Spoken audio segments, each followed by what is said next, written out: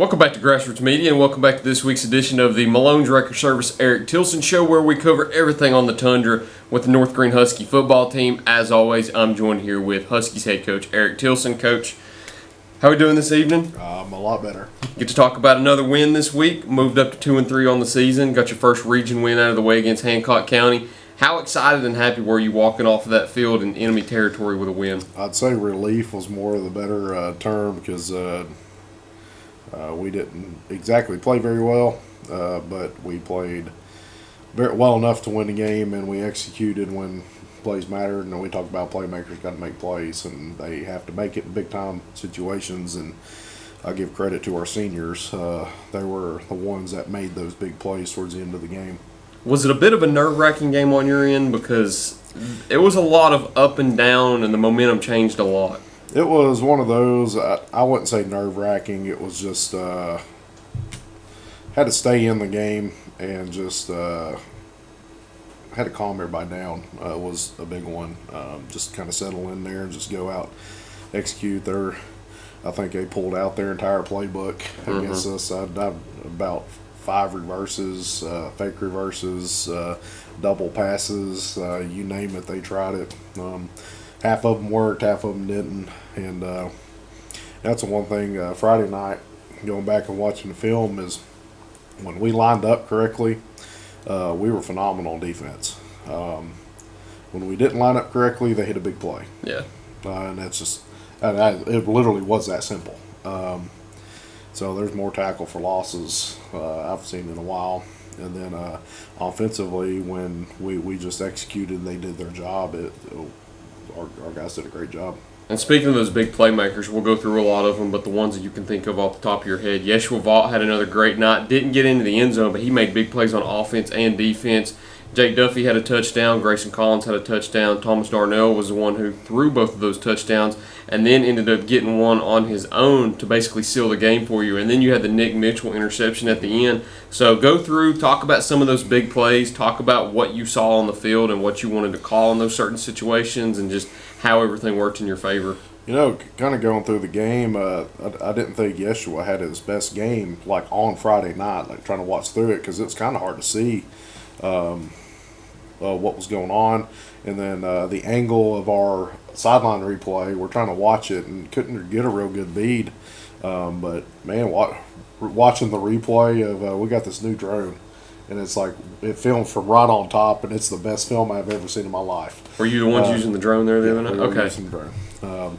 So we're able to see everything clear, but we have to see it after the fact. Yeah.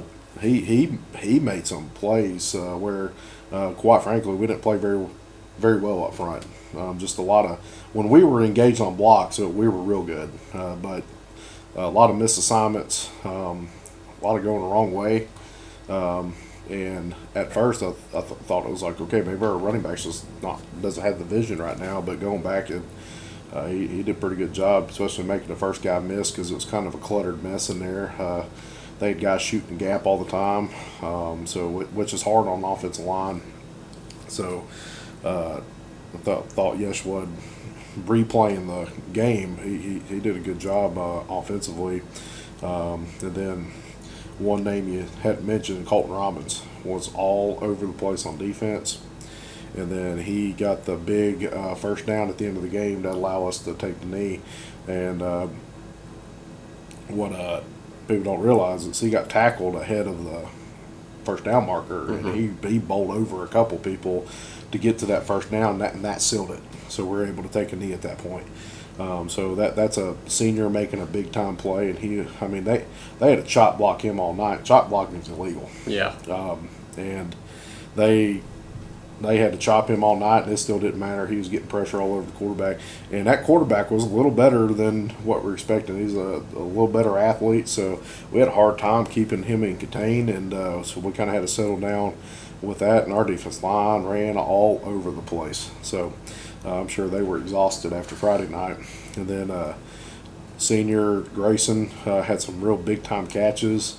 One of them, he threw a RPO. Darnell threw an RPO right over top of the middle in very tight coverage, and Grayson's hands just went out, snagged it.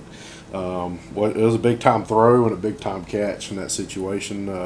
He caught another contested catch there towards the end of the game, and then that last touchdown, he had stemmed his corner and ran by him. Darnell threw it and he caught it and took it to the house. So the senior making a big time play, and then there towards the end to get us the ball back, Nick goes up and high points a ball and intercepts it, gets the ball back. We need to get a couple first downs, and that's how you close out a game. And that's the one thing kind of heard Dalton saying on Saturday morning was when you're in those tight games and you've dropped a couple of them, then you're in another tight game.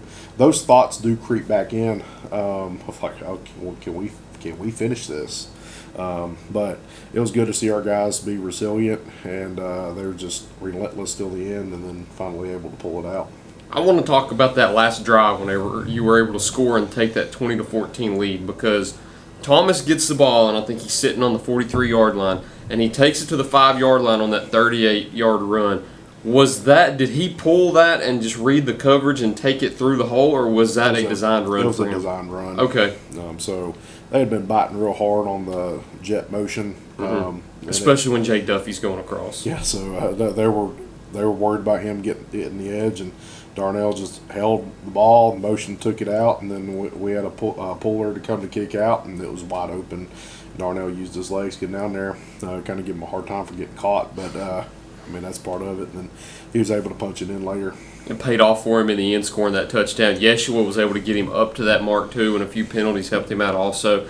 But you had great games all around, as you mentioned. Grayson Collins, Jay Duffy, Nick Mitchell, Thomas Darnell, Yeshua Vaught, Colton Robbins. One thing I wanted to talk about, too, was were you happier with how your team cleaned up some of the mistakes from the previous weeks? I know there were a few fumbles that happened, but a few of them didn't seem like they were forced fumbles in a way, too. Were you happy with some of those mistakes that you cleaned up from the past? Yes and no.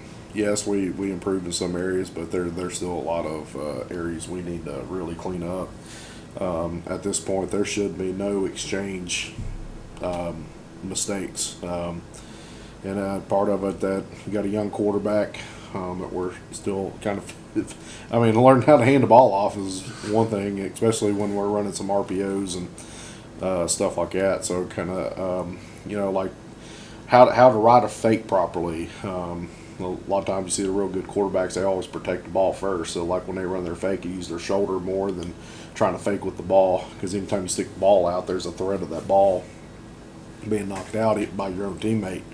That happened in Tennessee's game in Florida. Yeah. Ball being knocked out with their own teammate. So, it's happening. It's happening at every level. So, I'm just kind of working through those. But we get the mistakes cleaned up front, and they walked up a bunch of dudes and moved their front quite a bit. So if it just settled down up front, I mean, we have we should be pretty good for the rest of the year. Give us some insight on the conference standings now also. You sit at 1-1. You're tied with Unaka, I believe, for third place now. Still a lot of football left to be played in the season also. Take us through your insight and your mindset at the moment. I don't even have any idea about standings right now. I just know we got a non-conference this week, and then we got Cleveland here for homecoming. That's going to be a big one. For us to be in the driver's seat for what we want to accomplish, that's the big one, is go compete at Cleveland. And then we got a bye week, and then Unaka. So we got 2 games in a row there, pretty important. And then at that point, we'll kind of know where we sit in terms of that. And like in years past, we've got to win another one to go to playoffs. So we've done step 1. Now we got to continue that process, and for us to get where we need to go out and go compete. This team we play this week's pretty good, so it'll be a good tune-up to the important game the week after. Now, you're no stranger to road trips this year, especially out-of-state road trips. You've been to Virginia, now you get to go to Kentucky. Made a little bit of a long road trip to Hancock County also, and I'm sure you've still got to make another long road trip later in the year also. Didn't have to go to Jellicoe, though. They came here. That's another one that is a little lengthy, but the Huskies get a 20-14 win over Hancock County, get their first regional win out of the way. We'll go ahead and take a break and cover the game coming up in Kentucky right after this break on Grassroots Media. Pizza, pancakes, or donuts. The Davy Crockett Travel Center in Baileyton has the cure for all your cravings. While you're there, shop our general store for souvenirs, gifts, and cellular accessories. In a hurry, grab a cold drink and a hot dog to go. Check us out on Facebook and come to Baileyton. Tommy's Plumbing has provided professional plumbing services to the residents of Greenville, Tennessee for over 30 years. Our experience and reputation have helped us grow our business to add locations in Jonesboro, Tennessee. Tommy's Plumbing is local and family owned, and we offer a full line of plumbing services, such as kitchen faucet, shower faucets, commodes, and bathroom faucets, as well as drain cleaning. We also provide outside plumbing work, such as septic and sewer drain cleanouts, as well as repair and replace. Tommy's Plumbing pretty much does it all. Tommy's Plumbing is licensed, bonded, and insured. Our quality workmanship and passion to provide our clients with expert service is second to none. We guarantee we have the best warranty around. For all your plumbing needs, give Tommy's a call at 638-3662. Welcome back to Grassroots Media, and welcome back to this week's edition of the Malone's Record Service Eric Tilson Show, where we cover everything on the Tundra with the Huskies. As always, I'm joined here with North Greene head coach Eric Tilson. So you're going out of state again this week, going to Williamsburg, Kentucky, playing Williamsburg High School. Is that what's... I think it's just called Williamsburg City School. Williamsburg City School. Yeah, okay, it's see, K-12. we are in the unknown just as everybody else is on this school. So, just give me the insight that you have at the moment. Tell me what you expect out of this team and what you think you'll face Friday night. Well, first off, I'm just glad we have this game because this was the scheduled game that got dropped in February.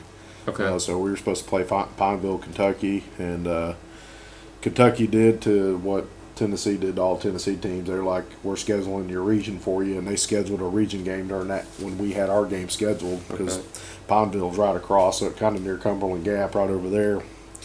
Then we got dropped in February. Everybody's got their schedule set by then, so we got lucky that there was even a team open, given another small school like Williamsburg. So we're very fortunate that they were willing to play us, do a home and home with them. With them watching film, they're very well coached. Coach Buchanan.